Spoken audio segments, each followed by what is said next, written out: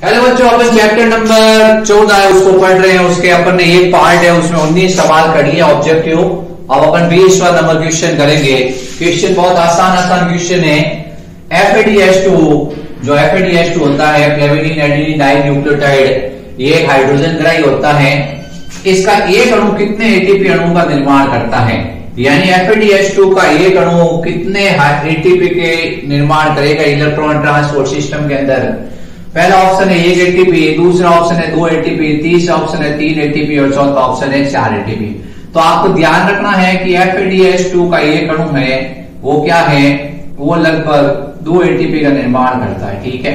और NADH2 होता है वो क्या करता है, 1 एटीपी 3 एटीपी का निर्माण करता है। ये आपने ध्यान रखना, ठीक है। ये कंसेप्ट आपके क्लियर होना चाहिए। अब उसके बाद में इलेक्ट्रॉन ट्रांसपोर्ट सिस्टम में अंतिम इलेक्ट्रॉन ग्राही कौन है? ये क्वेश्चन कई बार एग्जाम में आ चुका है। जो इलेक्ट्रॉन ट्रांसपोर्ट सिस्टम है, अगर उसकी मैकेनिज्म आपको याद है तो उसमें अंतिम इलेक्ट्रॉन ग्राही का काम कौन करता है? पहला ऑप्शन है हाइड्रोजन, दूसरा ऑप्शन है ऑक्सीजन, तीसरा ऑप्शन है जल और चौथा है कार्बन डाइऑक्साइड। तो कौन है जो अंतिम इलेक्ट्रॉन ग्राही का कार्य करता है? तो इलेक्ट्रॉन ट्रांसपोर्ट सिस्टम का मेरा एक पूरा वीडियो बना हुआ है, मैं डिस्क्रिप्शन बॉक्स में उसका लिंक डाल दूंगा। आप उस पूरे वीडियो को देख लेंगे, आपको इलेक्ट्रॉन ट्रांसपोर्ट सिस्टम याद हो जाएगा। फिर आपके इलेक्ट्रॉन ट्रांसपोर्ट सिस्टम के सारे क्वेश्चन राइट होंगे। जो इलेक्ट्रॉन ट्रांसपोर्ट सिस्टम है उसमें अंतिम इलेक्ट्रॉन ग्राही होता है बच्चों ऑक्सीजन। क्या होता है? ऑक्सीजन होता है।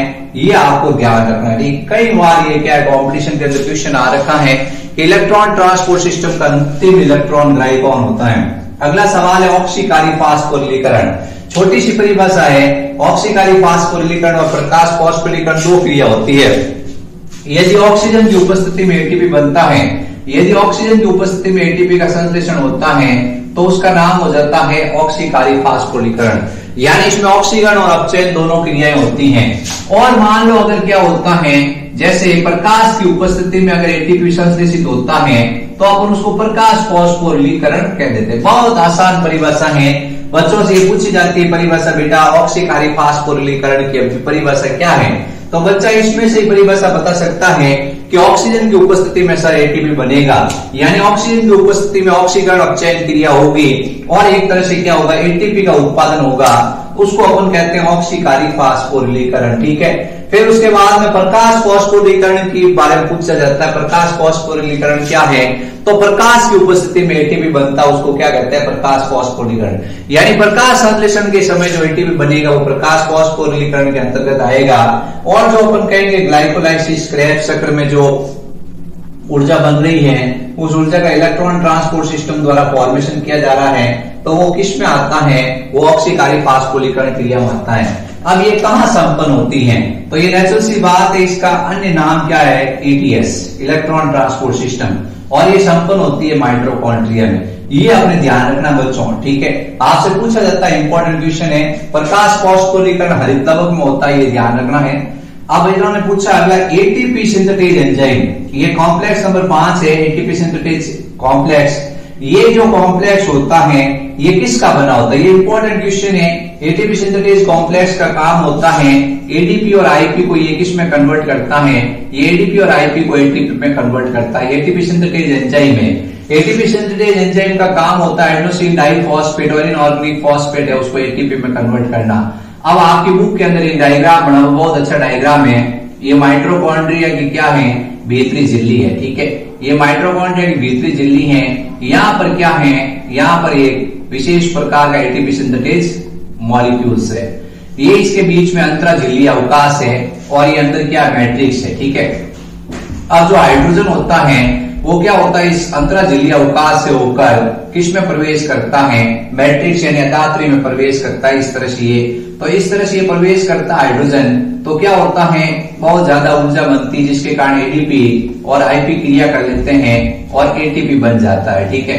अब इन्होंने सवाल पूछा है कि एटीपी सिंथेटेज कॉम्प्लेक्स है वो किसका बना होता है? ये बना होता है F0 और F1 का, ठीक है।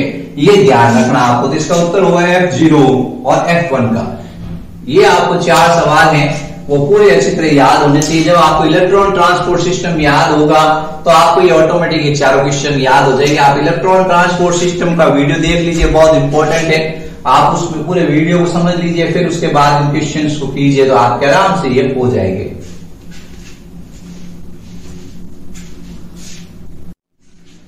बच्चों नेक्स्ट क्वेश्चन है, क्रेब्स चक्र की खोज किसने की? यानी जो क्रेब्स चक्र है उसकी खोज करता कौन सा वैज्ञानिक है? तो हैंसन क्रैब है, चे क्रैब है। ये क्या है, क्रेब्स चक्र की इन्होंने पूरी खोज की थी, क्रेब्स चक्र के बारे में पूरी जानकारी दी थी। ठीक है, तो आपसे क्वेश्चन पूछा जाता है क्रेब्स चक्र का खोज करता कौन सा वैज्ञानिक है, तो आपको बताना है चे क्रैब। ठीक है, ईएमपी जो साइकिल है वो ग्लाइकोलाइसिस चक्र है उसके खोज करता है एम्बर्टन मेयर ओपर पार्टनर्स।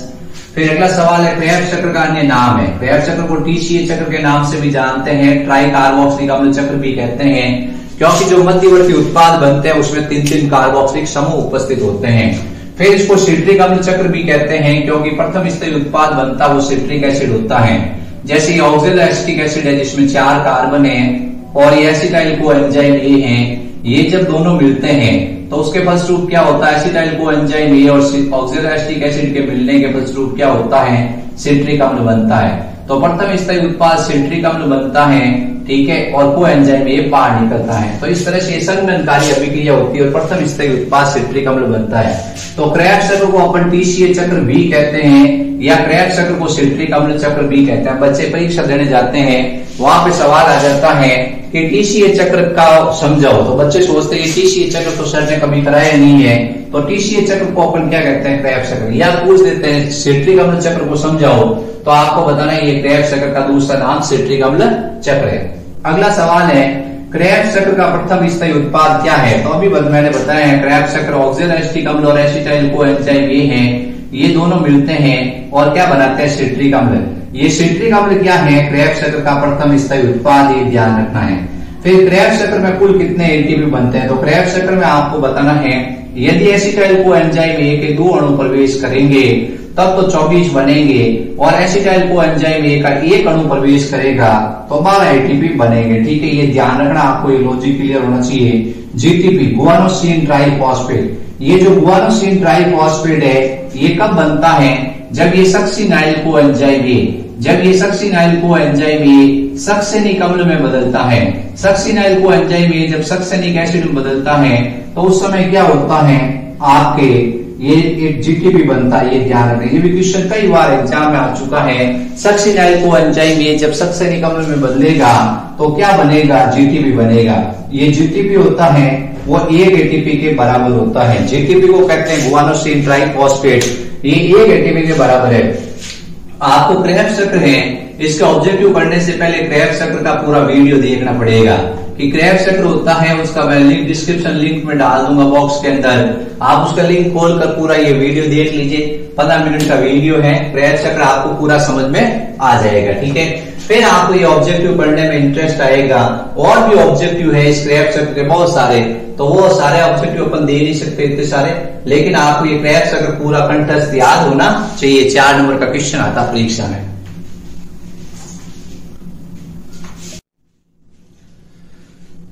बच्चों नेक्स्ट क्वेश्चन है, ग्लाइकोलाइसिस और क्रेब्स चक्र के बीच की योजक कड़ी पूछी गई आपसे कि ग्लाइकोलाइसिस और क्रेब्स चक्र के बीच की योजक कड़ी बताओ। तो जो ये ग्लाइकोलाइसिस है उसका अंतिम उत्पाद है पायरुविक अम्ल। ठीक है, ये पायरुविक अम्ल है, ये ग्लाइकोलाइसिस का अंतिम उत्पाद, ये चीज ध्यान रखना है।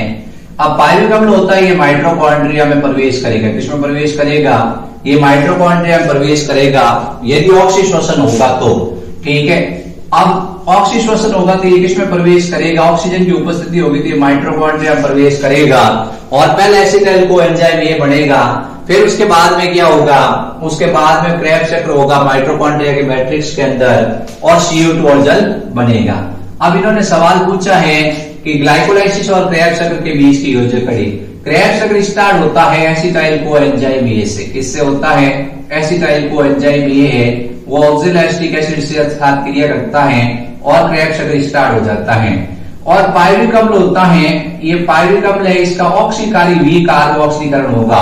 पायरुविक अम्ल का ऑक्सीकारी वी कार्बोक्सीकरण होता है 5 सहकारक की उपस्थिति में। जो पायरुविक अम्ल है उसका ऑक्सीकारी वी कार्बोक्सीकरण होगा 5 सहकारक की उपस्थिति में। सबसे पहला है NAD, NAD से क्या बनेगा, NADH2। ठीक है, फिर उसके बाद में है अपने मैग्नीशियम, फिर उसके बाद अपने है कोएंजाइम ए, फिर अपने है लिपोइक अम्ल, क्या है, लिपोइक अम्ल, और 5वां है थाइमीन पायरोफॉस्फेट। इस क्रिया में एक CO2 बाहर निकलेगी और क्या होगा, पायरुविक अम्ल है वो एसिटाइल कोएंजाइम ए में बदल जाएगा। ठीक है, एसिटाइल कोएंजाइम ए में बदल जाएगा। ये चीज ध्यान रखनी है। तो ये क्रिया होती है, क्रिया माइटोकॉन्ड्रिया के अंदर संपन्न होती है। अब इन्होंने सवाल पूछा है कि ग्लाइकोलाइसिस और क्रेब्स चक्र के बीच की योजक कड़ी। अब ग्लाइकोलाइसिस यहाँ खत्म हो गया और एसिटाइल कोएंजाइम ए है, उससे क्रेब्स चक्र स्टार्ट हो गया। तो ग्लाइकोलाइसिस और क्रेब्स चक्र के बीच की योजक कड़ी होती है एसिटाइल कोएंजाइम ए। तो इसका उत्तर होगा एसिटाइल कोएंजाइम ए। ये इसका उत्तर ध्यान रखना, CoA यानी कोएंजाइम ए, ये है एसिटाइल कोएंजाइम ए। इसमें 5 सहकारक के नाम भी पूछे जाते हैं कि पायरुविक अम्ल एसिटाइल कोएंजाइम ए में बदलता है। इस अभिक्रिया को क्या कहते हैं? ऑक्सीकारी वी कार्बोक्सीकरण कहते हैं। वी कार्बोक्सीकरण क्यों कहते हैं? पायरुविक अम्ल में 3 कार्बन होते हैं और एसिटाइल कोएंजाइम ए में 2 कार्बन होते हैं। इस अभिक्रिया में 2 CO2 बाहर निकल जाते हैं। यदि पायरुविक अम्ल के 2 अणु लेंगे तो ठीक है, NADH2 के भी कितने अणु बनते हैं? 2। अब इन्होंने सवाल पूछा है ग्लाइकोलाइसिस और क्रेब्स के बीच की योजक कड़ी, तो आप बता दो एसिटाइल कोएंजाइम ए। फिर अगला है पायरुविक अम्ल से एसिटाइल कोएंजाइम ए में बदलता है, इसमें कितने सहकारक की आवश्यकता होती है? इसका उत्तर मैं नहीं बताऊंगा, आपको उत्तर याद रखना है। और 5 सहकारक है, उनके नाम भी लिखने हैं। लिपोइक अम्ल है, थाइमीन पायरोफॉस्फेट है, लिपोइक अम्ल है, थाइमीन पायरोफॉस्फेट है, NAD है, मैग्नीशियम है और कोएंजाइम ए है। ये 5 सहकारक हो गए। पहला हो गया मैग्नीशियम, सबको याद हो गया। दूसरा कोएंजाइम ए, तीसरा NAD प्लस, चौथा है लिपोइक अम्ल और 5वां है थाइमीन पायरोफॉस्फेट। अगला सवाल है पायरुविक अम्ल का एसिटाइल कोएंजाइम ए में बदलना। जो पायरुविक अम्ल है वो एसिटाइल कोएंजाइम ए में बदलता है। पायरुविक अम्ल एसिटाइल कोएंजाइम ए में बदलता है, किस प्रकार की क्रिया है? ऑक्सीकारी वी कार्बोक्सीकरण है। ऑक्सीकारी इसलिए है क्योंकि इसमें से हाइड्रोजन बाहर निकल रहा है और हाइड्रोजन किसके साथ जुड़ रहा है? NAD के साथ। तो इस तरह से ये हाइड्रोजन जुड़ रहा है NAD के साथ, तो अपन कह रहे हैं कि ये ऑक्सीकारी। और वी कार्बोक्सीकरण क्यों है? क्योंकि इस अभिक्रिया में CO2 बाहर निकलता है। पायरुविक अम्ल में 3 कार्बन होते हैं और एसिटाइल कोएंजाइम ए में 2 कार्बन होते हैं, इसलिए अभिक्रिया ऑक्सीकारी वी कार्बोक्सीकरण अभिक्रिया है। फिर अगला सवाल है पायरुविक अम्ल। पायरुविक अम्ल से जब एसिटाइल कोएंजाइम ए में बनता है तो कितने एटीपी बनते हैं? तो 2 NADH2 बनते हैं। कितने बनते हैं इस क्रिया में? 2 NADH2 बनते हैं और एक NADH2 होता है वो 3 ATP के बराबर है। तो 2 NADH2 कितने ATP के बराबर होंगे? 6 ATP। तो इसका उत्तर होगा 6 ATP। कितने होंगे? तो योजक कड़ी में 6 ATP का निर्माण होता है। ये अपने ध्यान रखना आपको। ये भी सवाल आता है ग्लाइकोलाइसिस और क्रेब्स चक्र की ये जो बीच की योजक कड़ी है ये माइटोकॉन्ड्रिया में संपन्न होती है, ये अपने ध्यान रखना। तो ये इसका एक ग्लाइकोलाइसिस और क्रेब्स चक्र की योजक कड़ी का भी मेरे एक वीडियो बनाया हुआ है, वो वीडियो आप देख लीजिए और फिर उसके बाद ये चारों क्वेश्चन कीजिए, आपके आराम से आपको ये योजक कड़ी समझ में आ जाएगी।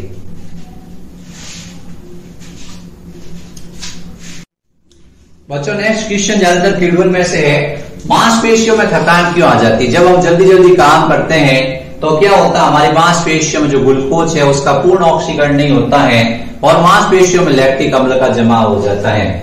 जैसे कोई व्यक्ति जल्दी जल्दी काम करता है, ठीक है, तो जल्दी काम करेगा तो क्या होगा, जो ग्लूकोज है उसका किण्वन होगा और उसको ऑक्सीजन पूरी नहीं मिलेगी और लैक्टिक अम्ल का जमाव हो जाएगा।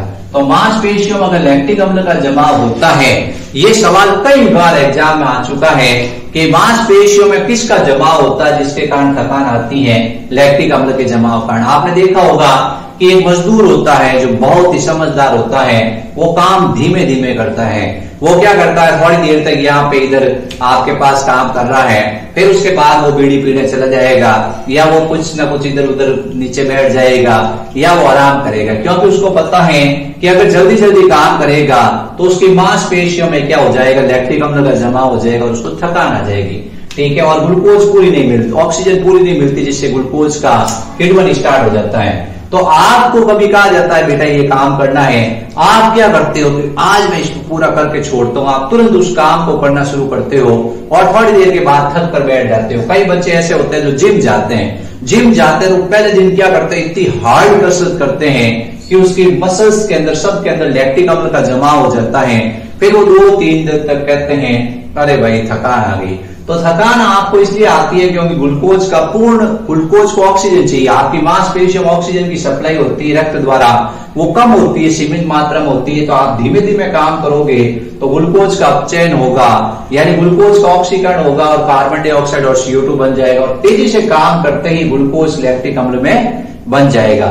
तो आपको पूछा गया मांसपेशियों में थकान। अब ऐसा नहीं कि काम करना ही बंद कर दो, घर वाले कहें तो यूं नहीं थकान आ गई, तो आपको मांसपेशियों में थकान क्यों आ जाती है? लैक्टिक अम्ल के जमाव के कारण। के सर ने बताया कि काम नहीं करने से थक जाओगे।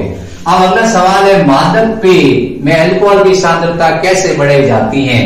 जो अपन मादक पेय होता है जैसे ब्रांडी है, विस्की है, रम है, इसके अंदर अल्कोहल होता है वो 42% तक अल्कोहल होता है, जबकि नेचुरल रूप से अल्कोहल होता है वो 10 से 12% या 15% तक ज्यादा से ज्यादा हीस्ट इतना बना सकता है अल्कोहल। लेकिन मादक पेय में अल्कोहल की सांद्रता होती है वो 42% तक कैसे बढ़ाई जा सकती है? तो आसवन द्वारा। अपन जो अल्कोहल बनेगा उस अल्कोहल को क्या करेंगे? आश्रित करेंगे, पानी उड़ जाएगा और पीछे वो सांद्रित अल्कोहल प्राप्त हो जाएगा। अगला सवाल है प्राकृतिक पेय में अल्कोहल की अधिकतम सांद्रता कितनी होती है?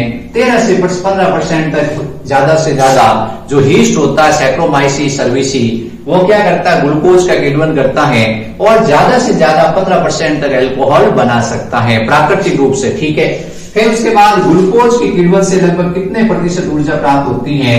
तो ग्लूकोज के किण्वन से लगभग आपको बताना है 60% की ऊर्जा प्राप्त होती है। यदि उसका अनॉक्सिक श्वसन हो रहा है, यदि ग्लूकोज है उसका अनॉक्सिक श्वसन हो रहा है तो 60% ही अपने को ग्लूकोज से ऊर्जा प्राप्त होगी। अगर आपको 100% या कुछ कम मात्रा में चाहिए तो आपको क्या है? इसका ऑक्सीजन श्वसन करना पड़ेगा। ग्लूकोज के किण्वन से जब अल्कोहल बनता है तो कितने एटीपी अणुओं का शुद्ध लाभ होता है? 2 एटीपी का। ठीक है, तो आपको पता ही है कि ग्लूकोज से क्या बनेगा? ग्लूकोज से पायरिक अम्ल बनेगा। ठीक है, ग्लूकोज से पायरिक अम्ल बनेगा, इस क्रिया में क्या होगा? 2 एटीपी का शुद्ध लाभ होगा और 2 NADH2 बनेंगे। ये 2 NADH2 पायरिक अम्ल से जब क्या बनेगा? अल्कोहल बनेगा, उस समय खर्च हो जाएंगे। ये अल्कोहल NADH2 खर्च हो जाएंगे तो जब ग्लूकोज का आगे अपघटन होता है, यानी ग्लूकोज से जब अल्कोहल बनता है तो सिर्फ 2 एटीपी का ही लाभ होता है। तो अनऑक्सिक श्वसन में कितने एटीपी बनते हैं? अनऑक्सिक श्वसन में आपको बताना है 2 एटीपी अणुओं का शुद्ध लाभ होता है। ठीक है, ये ध्यान रखना है। ग्लूकोज के किण्वन से कितने एटीपी बनेंगे? 2 ही बनेंगे, क्योंकि क्या होता है कि ये NADH2 होता है वो अपने डीहाइड्रोजनेज एंजाइम की उपस्थिति में क्या करता है? इस पायरिक अम्ल का आगे अपचयन कर देता है और अल्कोहल बनाता है। ठीक है, ये ध्यान रखना है।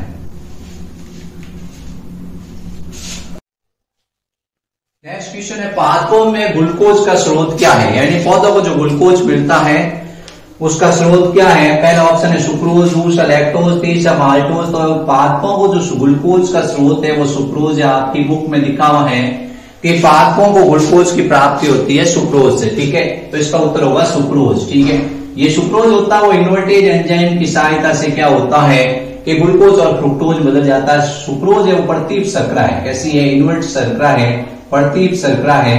ये इन्वर्टेज एंजाइम यानी सुक्रेज एंजाइम की सहायता से ग्लूकोज और फ्रुक्टोज में बदल जाती है। ये चीज ध्यान रखनी है। लैक्टोज अपन जानते हैं दुग्ध शर्करा होती है। क्या होती है? अब अगला सवाल है सुक्रोज कौन से एंजाइम की सहायता से ग्लूकोज और फ्रुक्टोज में बदल जाता है? तो इन्वर्टेज एंजाइम की सहायता से सुक्रोज होता है वो ग्लूकोज और फ्रुक्टोज में बदल जाता है। ग्लाइकोलाइसिस चक्र की खोज किसने की थी? जो ग्लाइकोलाइसिस चक्र है उसको EMP चक्र भी कहते हैं। इसकी खोज एम्बेडन, मेयरहॉफ और पार्टनर्स ने की थी। तो पहला ऑप्शन है गुस्ताव एम्बेडन, दूसरा ऑटो मेयरहॉफ, तीसरा जेब पार्टनर्स और डी उपरोक्त सभी। तो इसमें आएगा उपरोक्त सभी। ऑक्सीजन श्वसन के समय ग्लाइकोलाइसिस में कितने एटीपी अणुओं का संश्लेषण होता है? 8 एटीपी। 3 चीजें याद रखनी है। आपसे पूछा जाए ग्लाइकोलाइसिस में क्या है? ग्लाइकोलाइसिस है उसमें कितने एटीपी अणु बनते हैं? तो आपको बताना है 4 एटीपी। शुद्ध एटीपी कितना लाभ होता है? 2 एटीपी। ठीक है, 2 खर्च हो जाते हैं, 2 का शुद्ध लाभ होता है। तो पहला क्वेश्चन आता है ग्लाइकोलाइसिस में शुद्ध एटीपी अणुओं का लाभ कितना होता है? 2। दूसरा है कि ग्लाइकोलाइसिस है उसके अंदर ऑक्सीजन श्वसन में कितने एटीपी बनते हैं? तो 8 एटीपी बनते हैं। और ग्लाइकोलाइसिस में अनऑक्सीजन श्वसन के समय कितने एटीपी बनते हैं? तो आपको बताना 2 एटीपी बनते हैं। तो इस तरह से ये क्या होगा? ये ग्लाइकोलाइसिस आपके पूरा क्लियर हो जाएगा। ग्लाइकोलाइसिस चक्र आपको पूरा याद होना चाहिए बच्चों। ग्लाइकोलाइसिस चक्र का मैं वीडियो है उसको मैंने अपलोड कर रखा है, आप डिस्क्रिप्शन बॉक्स में ग्लाइकोलाइसिस लिख लीजिए, उसका वीडियो उसको पूरा देख लीजिए और उसके बाद याद कर लीजिए, ठीक है। तो इस तरह से ये अपन ने इस चैप्टर के पूरे ऑब्जेक्टिव सवाल कर लिए हैं। अब बच्चों नेक्स्ट अब अपन ने इंपॉर्टेंट क्वेश्चन लिखे इस चैप्टर के जो परीक्षा में आते हैं अक्सर। आप लोग जब एग्जाम देने जाते हैं ये क्वेश्चन आपको देखने को मिलते हैं। पहला क्वेश्चन है ग्लाइकोलाइसिस क्रिया को समझाओ, ठीक है। दूसरा क्वेश्चन है क्रेब्स चक्र क्रिया को समझाओ। तीसरा क्वेश्चन है इलेक्ट्रॉन परिवहन तंत्र को समझाओ। चौथा क्वेश्चन है ऑक्सीश्वसन अनऑक्सीश्वसन में 4 अंतर लिखो। पांचवा है ऑक्सीश्वसन और किण्वन में 4 अंतर लिखो। छठा है श्वसन गुणांक किसे कहते हैं, कार्बोहाइड्रेट, वसा और प्रोटीन का श्वसन गुणांक लिखो। अगला सवाल है श्वसन पथ एम्फीबोलिक क्रिया है समझाओ। फिर अगला है पायरुविक अम्ल से एसिटाइल को एंजाइम ए का निर्माण समझाओ। फिर अगला है किण्वन किसे कहते हैं, अल्कोहलिक और लैक्टिक अम्ल किण्वन क्रिया समझाओ। ये सारे इंपॉर्टेंट क्वेश्चन, इसमें से कोई भी आपके 11th क्लास का जब एग्जाम होगा या कोई कॉम्पिटिशन एग्जाम होगा उसमें जरूर ये क्वेश्चन आते हैं, तो आप लोग इनको जरूर याद कर लीजिए। अगर आपको पूरे नंबर चाहिए तो ये सारे क्वेश्चन याद कर लीजिए। मैंने डिस्क्रिप्शन बॉक्स में सारे क्वेश्चन है उनके आंसर के वीडियो डाल दिए, आप एक एक क्वेश्चन है उस क्वेश्चन का आंसर वीडियो देखकर आप आराम से याद कर सकते हो, ठीक है बच्चों। आप चैनल पर नए हो तो चैनल को लाइक, सब्सक्राइब और शेयर जरूर करें। Thank you.